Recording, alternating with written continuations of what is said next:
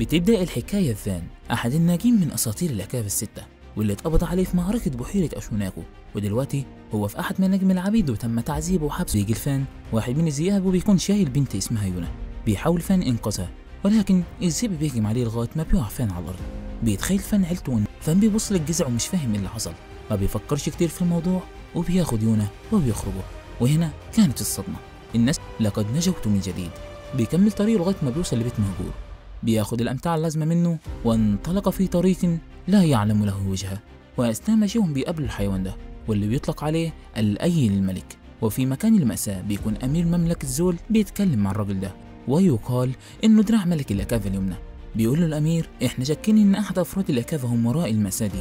بيقول له إحنا شعب الأكافة تحت حكم الإمبراطورية من 10 سنين، ومستحيل نخون الإمبراطورية. في الوقت ده بيجي سال أحد الأطباء المقدسين عشان يكشف على الضحايا، لأنهم بعد كده بينزلوا تحت عشان يكملوا التحقيقات. وبيقابل بعد ما تعرض للعض، بيطلع سال من في رعاية الله.